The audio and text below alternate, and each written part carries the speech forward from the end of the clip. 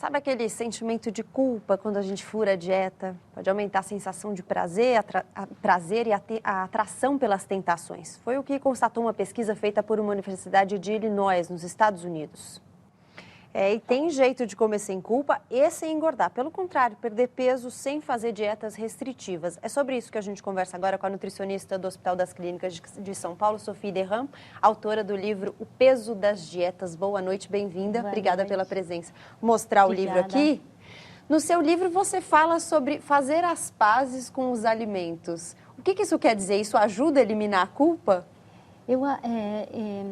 É verdade que a nutrição foi simplificada cada vez mais como alimentos bons, que são, na verdade, aqueles da saúde, mas que, na verdade, não são aqueles gostosos, e alimentos ruins, que são aqueles alimentos gostosos que a gente queria comer.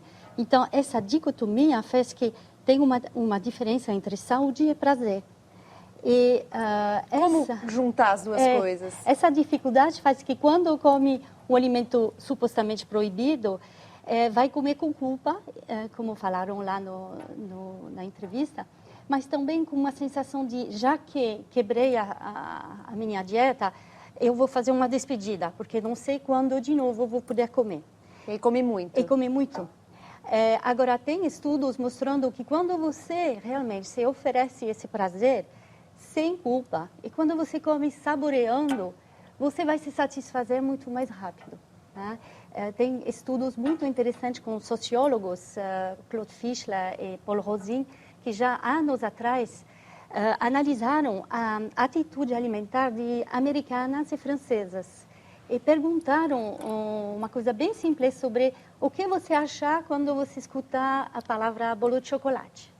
As americanas, elas pensam gordura, culpa, engordar. As francesas responderam diferentemente. As francesas responderam festa, aniversário, prazer. E, na verdade, se você pensar bem, comer com culpa, você vai comer o bolo de maneira rápida, engolir sem sentir e ficar meio mal, com um sentimento de culpa. E talvez você vai falar, não sente muito bem, vou comer mais um. Uhum.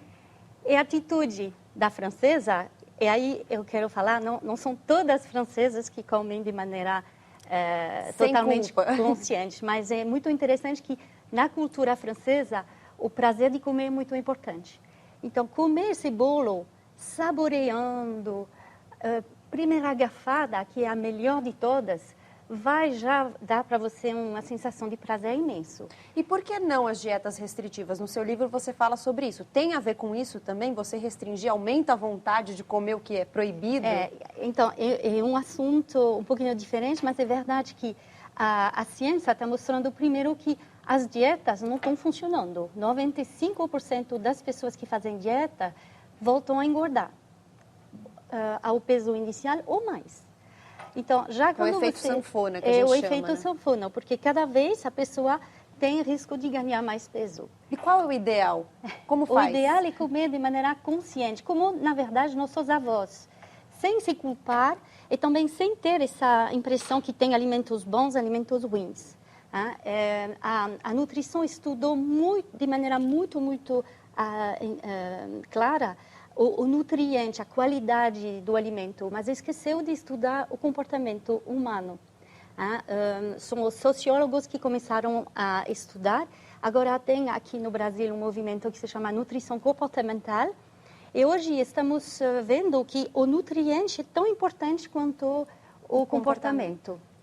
Sophie, muito obrigada pela sua presença, agradeço a participação. Eu que agradeço. Bom fim de semana, boa noite. Obrigada.